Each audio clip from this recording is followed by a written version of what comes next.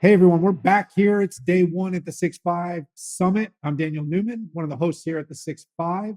Very excited for this session, part of the AI track. This track is the high flyer for sure of this year's 6.5 Summit.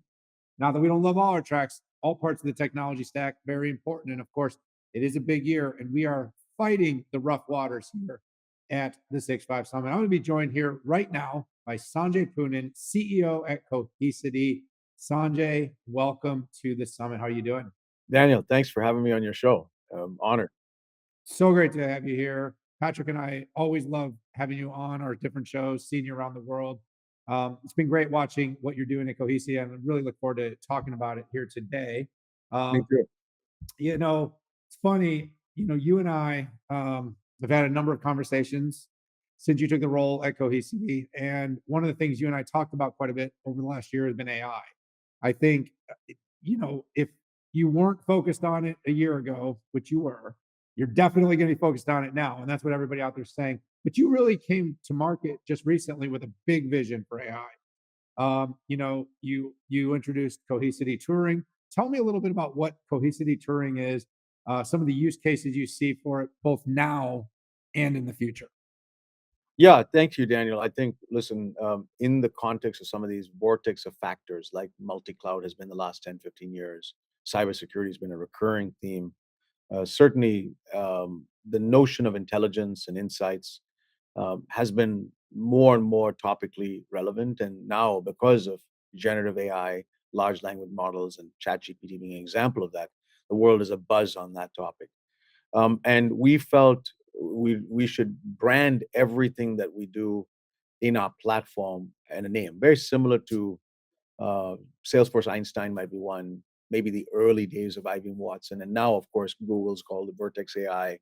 Obviously Microsoft has usurped a lot of the OpenAI, and they're calling them Azure OpenAI. So we had a good little internal brainstorm, and one of our key founding members came up with Turing. We love Turing because every one of us in computer science know how important Al Turing was in the history of computer science, and he was all about intelligence and AI. So we've called all of our capabilities in the AI framework um, Cohesity Touring, and it has many facets to it. So we've been doing AI from the get-go. There's many things. Like, for example, when data changes, we detect it. People call the data entropy. Behind that is AI. That would be under the umbrella now of Cohesity Touring. There's many things that we do in security to detect threats. Behind that is a lot of AI. So there's a handful of existing use cases that we're going to put under that pillar. But the most important one that we're announcing at our Catalyst conference was a kind of a successor of the conversation we had last month with Microsoft, where a few months ago we began applying the notion of OpenAI and large language models to data protection.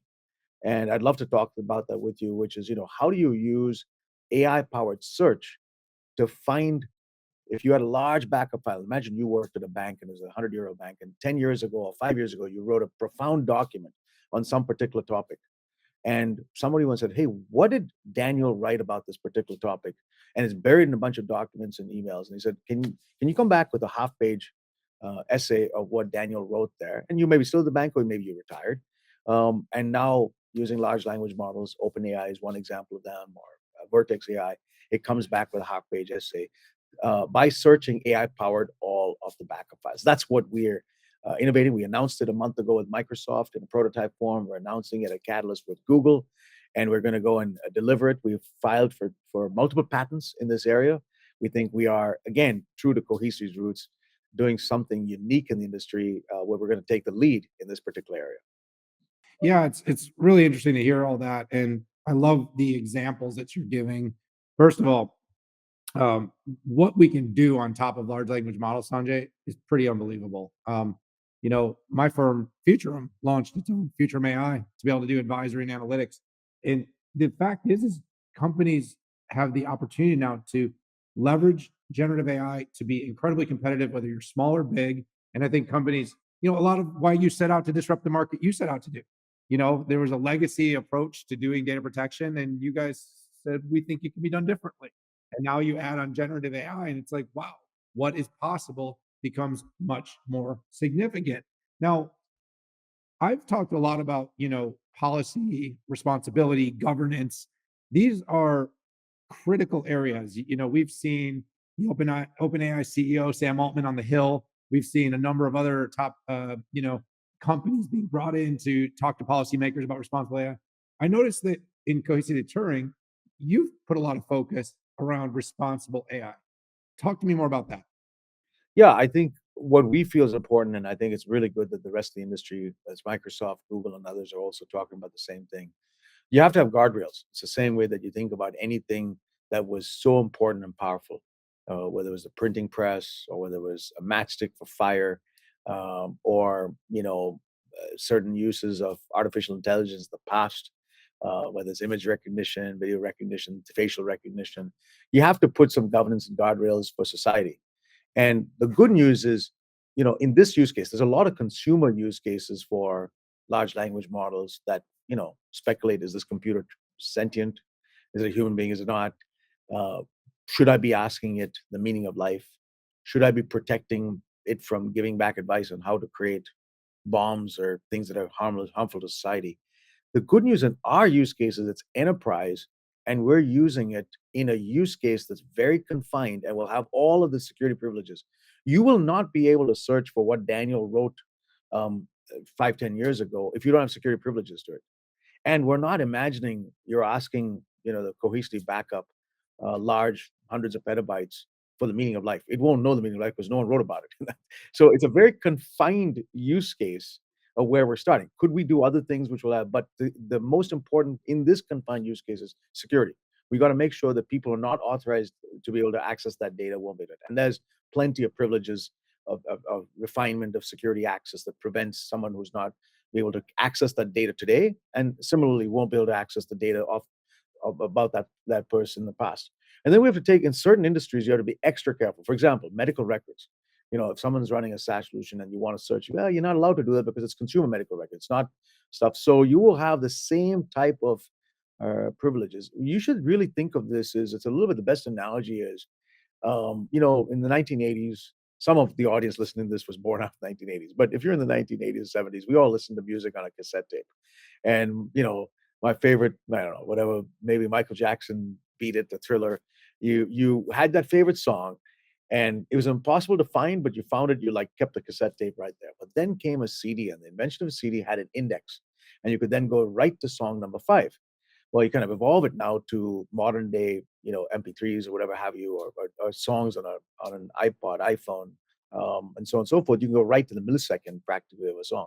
All of that's possible because of heavily indexed index systems that are cached. Now that's exactly what we've done underneath the tech. You put large language models on top of that. It's very confined to a search type of problem. Now we will do other things too with this capability around being able to detect or find things inside a knowledge base, for support documents to help our people find a particular article, to solve maybe a problem inside the Cohesity's platform faster, search the metadata of our cluster to find out how things are performing so that the technical users administering Cohesity could go faster. There's other use cases. But I feel like in this use case, a B2B enterprise use case, we're going to confine it so that the likelihood that it goes wrong is low. And that to us is what we mean by responsible use of Cohesity Touring or these generative AI models. Sanjay, I like everything you just said there because, realistically, the parallel to the cassette tape, to the CD, to the iPad, we're debating iPhone, whatever, streaming music, is that we've really created a world now where we can filter and index to the exact result we want.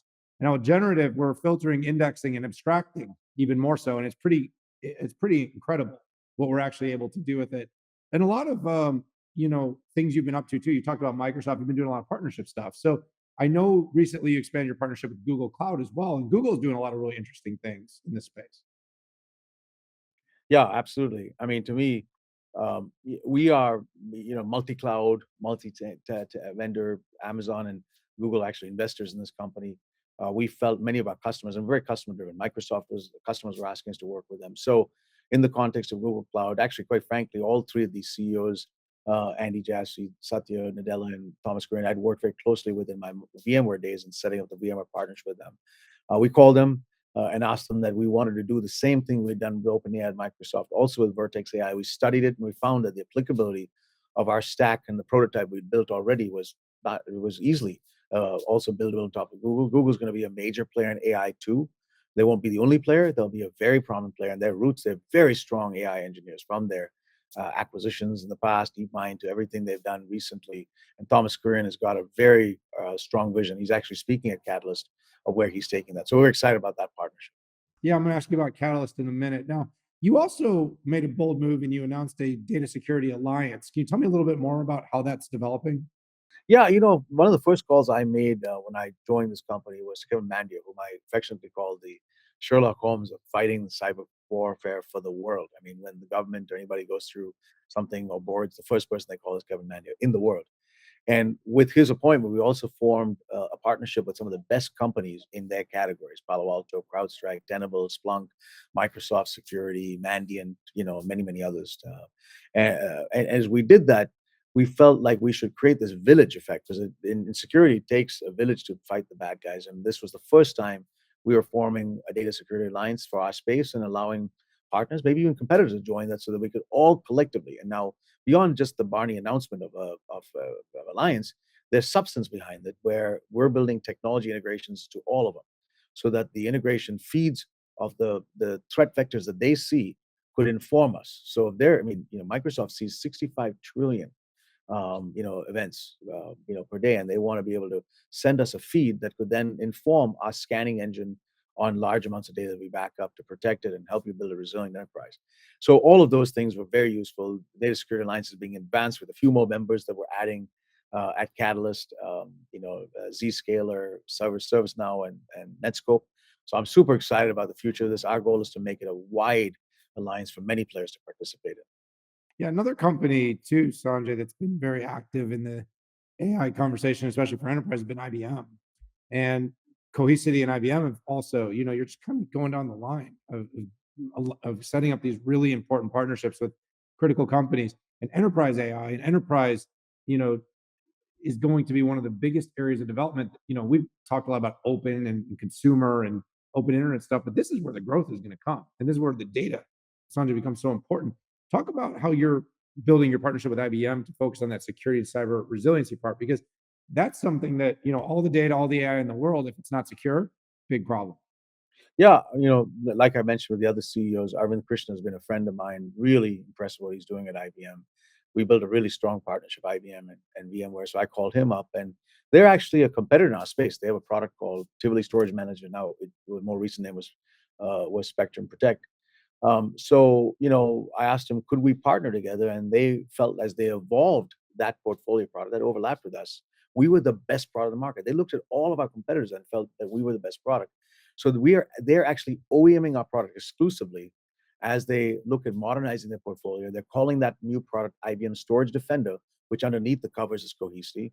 They're going to be at their Think conference that I think is happening in a few, you know, happened already, and then more of it's sort of rolling out to the world. We are going to be unveiling that product, putting it on their price list, and then working. They've got a very enterprise focus. Now, the next thing frontier will be things like AI and so on and so forth. But the context of the announcement we made in March was this new product that's going to come soon on the price list, IBM Storage Defender, which is an exclusive OEM of Cohesity under the covers. And to us, that gives us an opportunity to go to their customers, our customers, and really embed ourselves inside. That's the first time in this market that a major player in this market has decided to OEM a technology as big as ours. Yeah, and let me tell you, you hit it on the head. Arvin's been incredibly impressive. That decision is really great validation. I left the Think event this year actually saying that IBM has really done a nice job of defining itself as the enterprise AI company, and they bet big on kind of the hybrid cloud and AI. And when Arvin came in, a lot of people didn't know if that was going to be the right strategy. He clearly got it. So it's really, I think it's a great sign that he's choosing to partner so deeply with you, Sanjay. Um, you're coming off your own summit, though. Speaking of summits, tell me a little bit about how Cohesity Catalyst went. Yeah, I think, listen, we are excited about the registrations were in the records. We think there'll be thousands of people who watch it live and then tens of thousands. That was usually the way we did virtual summits. And the thing I was most excited about this, in this industry, not a I mean, I looked at the other conferences. And I'm just slightly competitive, Daniel, as you probably know. Um, I said, we want to create the best show of all alternatives. So there's other data protection conferences. In fact, a few going on right in the same weeks that we are. We designed to say, let's get the best customers and partners. So if you look at sort of the 31 odd speakers that are speaking, external speakers, one is obviously the celebrity speaker is so special, Tammy Jo Schultz, who saved Southwest Airlines in that 1380 flight that almost crashed in April 2018. She's our celebrity speaker. So there's the story of her nerves of steel and all she did, to defy gravity almost all the time. I mean, people said she couldn't be a pilot, and she was refused by the Army, the Air Force, and then joined the Navy as a pilot. Then, of course, the whole story. That was fantastic. So her story is just great. But then, if you look at the 30 other odd speakers, these are the who's who in industries, executives from AWS and Google, coming on top of what we announced last month with Microsoft already. The CEO of VMware, Raghu, the CEO of NetApp, the CEO of Google Cloud, many great brands like Broadcom and NVIDIA, sorry, Broadcom and Delta Airlines and Nationwide. So we're really excited about the wealth of logos. And when we contrasted our conference to the others going on around the same time or before, this like shines way above it. So that's the first part. You want to create buzz because of not what you're saying about it, but what other people are saying about it when they come there. That's how you kind of create a party. That's like, well, I want to go to that party because it's all there. That's what we did at VMworld. That's what we would do at Sapphire. You came out of IBM Think. IBM does that really well too. And I think this could be the beginning of a trend, whether it's virtual, whether it's physical. We did this virtual to save our customers' budgets, but now we're going to take the show on the road. We're going to take Catalyst and we'll go to the NFL cities. We'll go to the European cities. We'll even do Catalyst inside a customer for some of our top customers. We would do it inside there. So you have to somewhat adopt your strategies. Where if a customer wants to save some budget, maybe you do the entire global show virtual, but then you take Catalyst in a box, so to speak, and go to a city or go to the site of the customer. And that's what we'll do. It maybe, it's not the cost for us is less so the issue.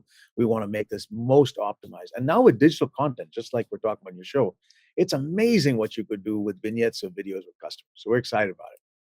Yeah, absolutely. And Sanjay, Pat and I know a little bit about putting on a great show with some We great do. speakers. So, maybe the 6.5 is going to have to find its way to Catalyst. We are going to make that happen. We'll have Listen, to I'm talk early about. days.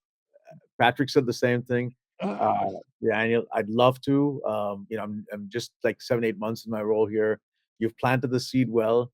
I am super impressed with what you guys are doing with digital content. I love seeing you guys, not just on your own show, but when you're on prominent broadcasts, whether it's Bloomberg or CNBC.